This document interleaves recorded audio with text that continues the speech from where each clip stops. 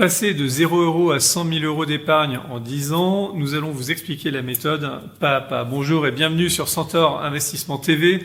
Vous rêvez d'avoir 100 000 € de côté dans 10 ans, que ce soit pour anticiper votre retraite, acheter un bien immobilier, financer les études de vos enfants ou tout simplement construire un patrimoine solide construit dans le temps.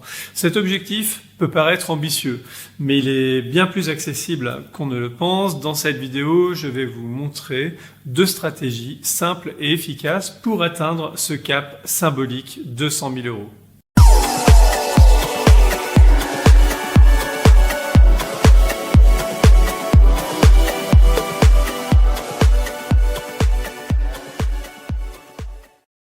Pour commencer, parlons de la stratégie de l'investissement initial. Le principe est simple, vous investissez une somme aujourd'hui, vous la laissez travailler pendant 10 ans et vous laissez le temps et surtout les intérêts composés faire le reste. Mais la vraie question, c'est combien investir et à quel taux de rendement espérer des gains sur son investissement. Prenons quelques cas concrets pour y voir plus clair.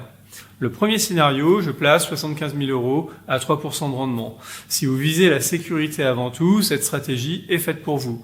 Avec un rendement annuel modéré autour de 3%, vous atteignez presque 100 000 € au bout de 10 ans. C'est la méthode la plus prudente, idéale pour ceux qui veulent dormir sur leurs 2 oreilles, mais parce qu'il y a toujours un mais, elle demande une mise de départ importante. Le souci, les placements à capital garanti à 3% deviennent de plus en plus rares. En 2025, les livrets réglementés comme le livret A ou le LDDS rapportent seulement 2,4%. Les comptes à terme plafonnent à 2,7%, sauf si vous êtes prêt à bloquer votre argent sur 5 ans au plus.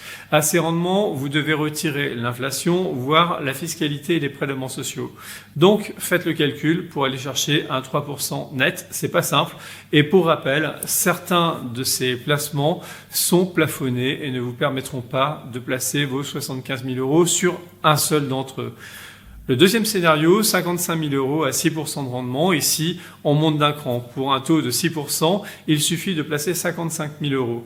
Certains produits structurés permettent de viser ce type de performance tout en garantissant le capital à l'échéance. Les Sphinx, Equitus, etc.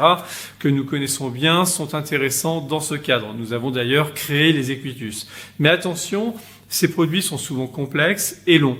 Votre argent peut être bloqué pour 10 à 12 ans avec des conditions spécifiques pour sortir plus tôt. Et comme toujours, il faut bien lire les petites lignes car la garantie n'est valable qu'à l'échéance, pas en cas de sortie anticipée. Néanmoins, le placement n'est pas bloqué.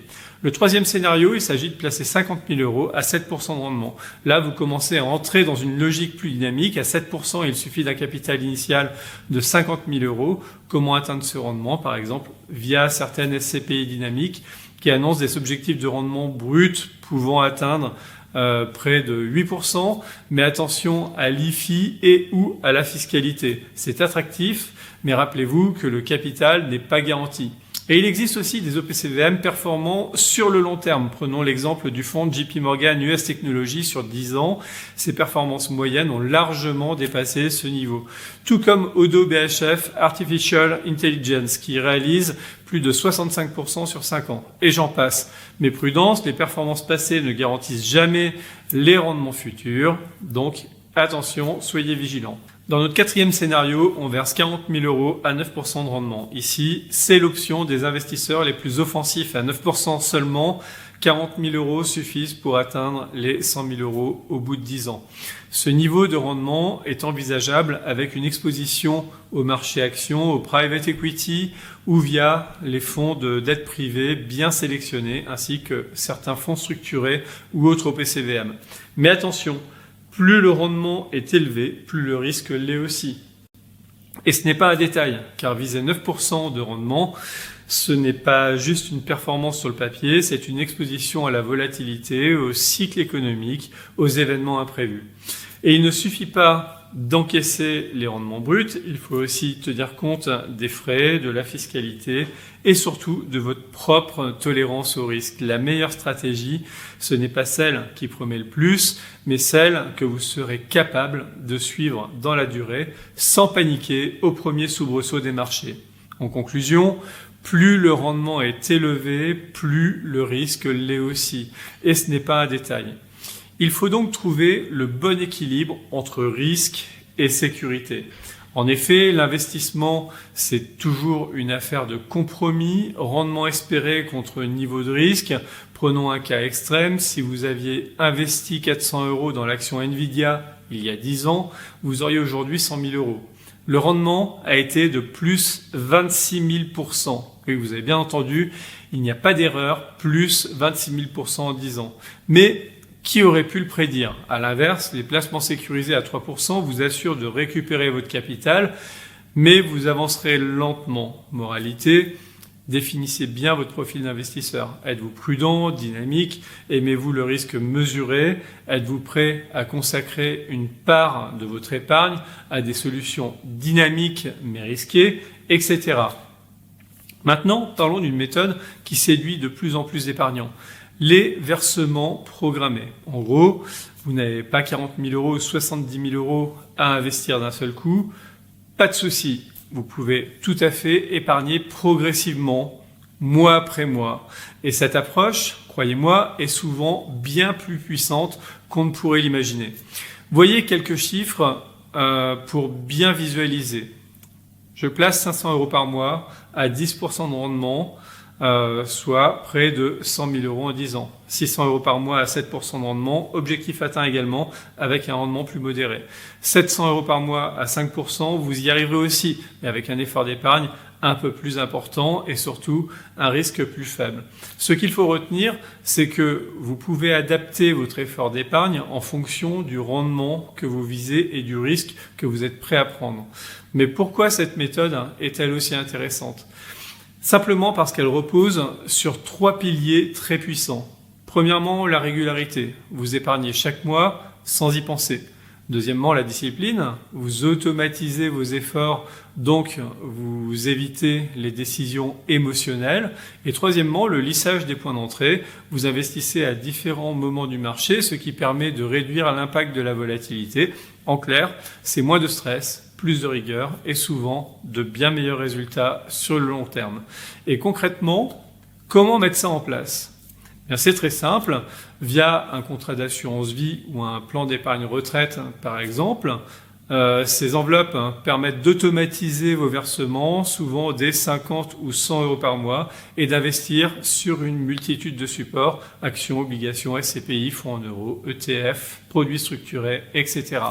Et le plus intéressant, c'est que ces contrats vous permettent aussi de choisir entre 2 modes de gestion, libre ou piloté, voire en gestion sous mandat avec votre conseiller. Si vous ne savez pas comment répartir vos placements ou si vous n'avez pas tout simplement le temps de suivre les marchés, la solution idéale, c'est la gestion pilotée ou le mandat de gestion avec votre cabinet de conseil en gestion de patrimoine.